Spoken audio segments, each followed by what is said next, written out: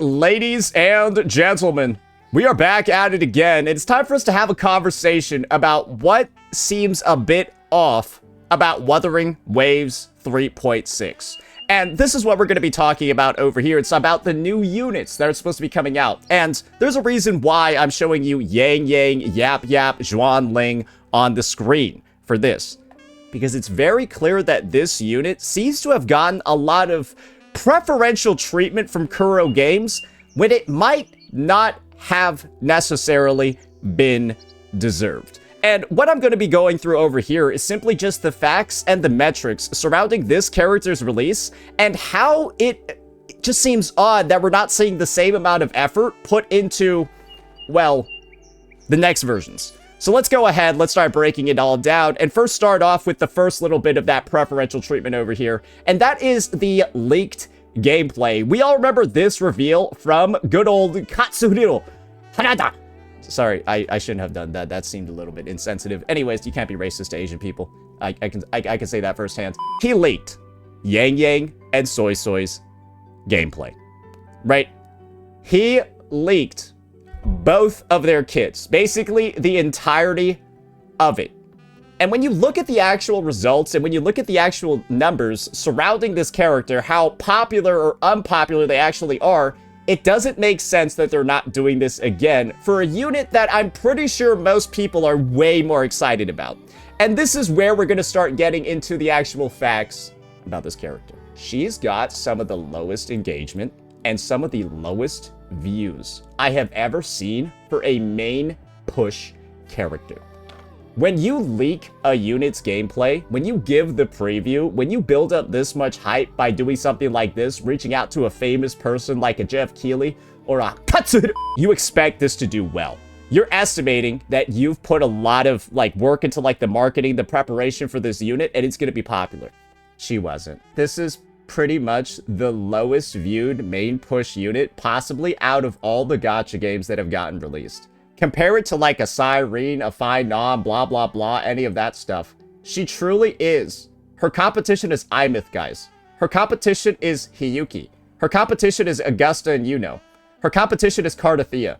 And this is truly, let me show you where her numbers are at. She's comparable to a Lucilla, a literal, and I've used this to describe Lucilla before. She's like the used condom after the Cyberpunk collab, where she just got tacked onto the patch 3 or 4 days after they came out, and then just was there. And she's getting more views and engagement than the main push Yangyang. And as you can see, we're getting Sagrika or Denya numbers over here.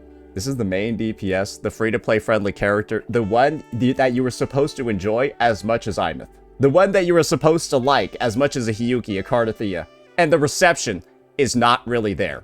And some people might be saying, well, Saint, maybe all the people that pulled Yangyang don't care about the meta. They just really like her as a waifu. And so, you're just saying a bunch of bullshit because all you look at are guides and, you're a guide CC. Those are her story cinematics. Some of the lowest viewed story cinematics possibly in the game's history. And that's her podcast. Let me show you how similar podcasts have been received. Bro, that was a 44K. Bro, she's comparable to male characters. Literally, all the other girls have, more than her. Okay. I guess she beat Lene. Bro, she got beat by... Hey, I guess she technically beat Hiyuki for that one. I'm surprised no people watched this one. Yeah, Hiyuki's was surprisingly low, but, everything else seems higher. Yeah, then you have Sagrika at the bottom over here. Hiyuki might have low views on this, but she's got great views on her guides. Yangyang's just bad everywhere. Yangyang holds the unilateral title of just being bad across every single media outlet. An achievement that no unit has. And when we look at the input of stuff like this, and we look at the output, it didn't really work out that well, right? And naturally, we still have a completely new character that's going to be coming out in the next half of this update. That is 100% true, right? And I think Soy Soy is actually a lot more popular than Yangyang. But we still need to see how her reception is going to be. Because it's clear that one unit out of these two didn't really quite hit the mark. But you're probably noticing, right? What about the 3.6 part? We've talked about where 3.5 maybe didn't follow through on expectations. Why haven't we gotten gameplay reveals for this unit yet? Not him. But her.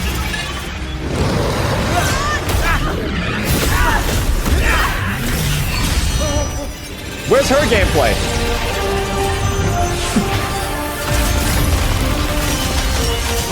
Where's her gameplay?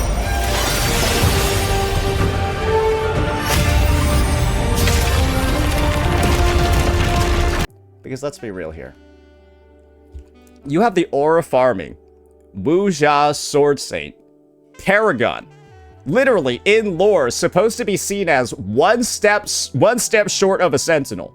You are second in command basically of the region. You are the second most powerful person right before the sentinel. You summon 8 gigantic swords the size of like fucking cities, and then a bunch of little swords surrounding the big swords. Drop them all down, blow up the battle. Your gameplay isn't there, but like this is. You can kind of see what's going on. It feels like the hype has been a little bit mismanaged. Because I feel like a lot of individuals who have like seen the cutscene, who have seen the story progression, it might have made a lot more sense for Yangyang and Soy Soy to simply just be, you know, some regular debut units. And then we get those gameplay reveals for clearly what's meant to be one of the most hyped and powerful characters in the game's history. But maybe, and this is where I'm starting to get maybe a little bit concerned, maybe Kuro has seen the lack of reception or the lack of popularity for units like Yangyang.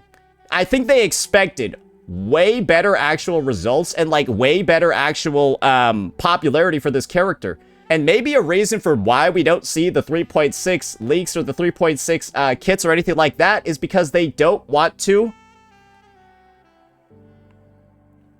fall down from grace potentially again after doing something like this. Because my personal take is this.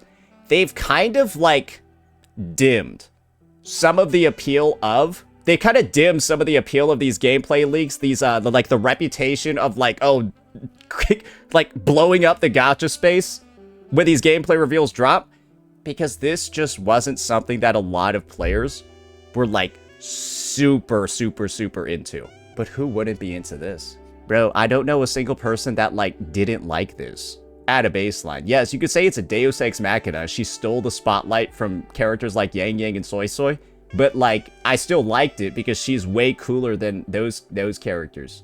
Like she's way cooler. Like this is just cooler than anything Yangyang and Soy Soy do. And it would have been a blast to see a kit like this, right? It would have been amazing to see a kit like this. And then of course, they wouldn't even need to show Jing Ran either.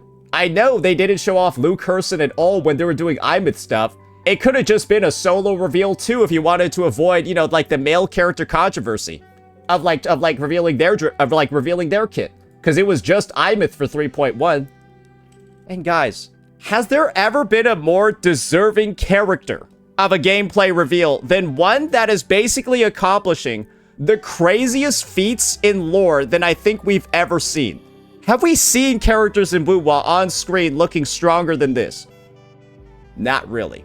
And I think with the expectations kind of like out there and stuff like that, seeing that they were doing this for Yangyang, who's, you know, simply not as compelling, I think, as Qing Zhao for a lot of players, I think a lot of people are able to find it a bit questionable, right? I think we know that 100%, right? If we were to go through the roster, go through who's, you know, obviously showing up, Wuthering Waves gave us a big preview, right? And if I had to put my money on who they're obviously going to be giving that push towards, it's naturally going to be her. But out of all these characters, right, I guess I'm mostly surprised that it's like, I guess I'm just mostly surprised we didn't do anything about this one. So I know for certain we can like look forward to something like, okay, all right, yeah, you get what you can look forward to something like that. But for now, I think 3.6, I think Qing Zhao, it's going to be kept under wraps. And this could obviously be the other intention behind this.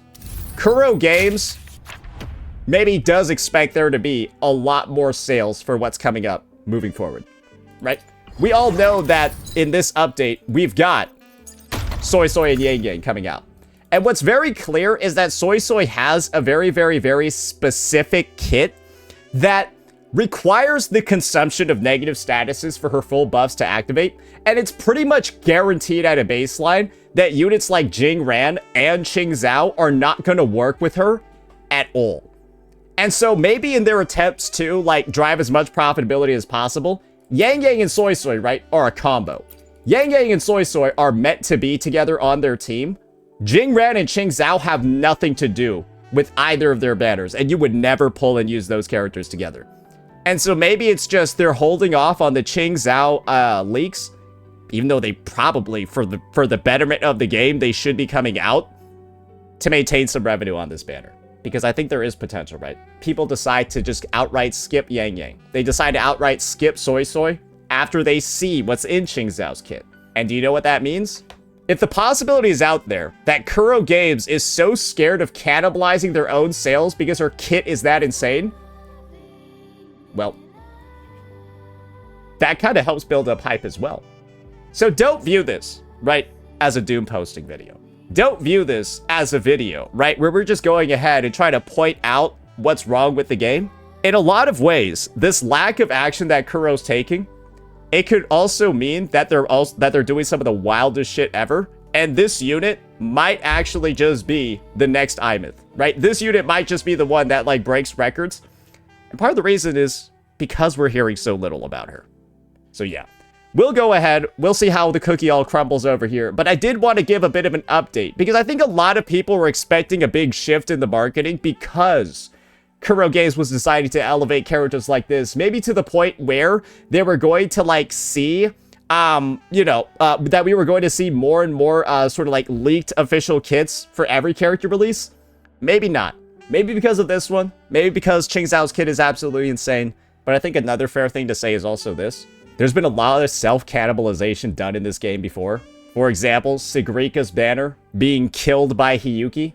Denyu's banner being killed by the Cyberpunk characters. And maybe they just understand that they're putting out some very, very, very high-quality units and kits.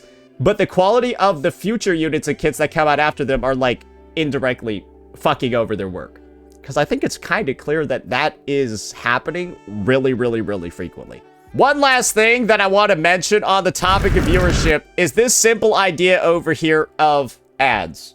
A lot of individuals will say, oh my gosh, Yangyang's Resonator Showcase had 4.3 million views. It was really popular, Saint. This gets played as an ad in front of videos. That's why there's so many. And you're going to notice that every fucking Resonator Showcase has an equally large amount of, like, fucking millions of views. But you got to ask yourself this question. Why does Yangyang's have the most? And the reason for this is very simple. They're doing a fuck ton of advertising then.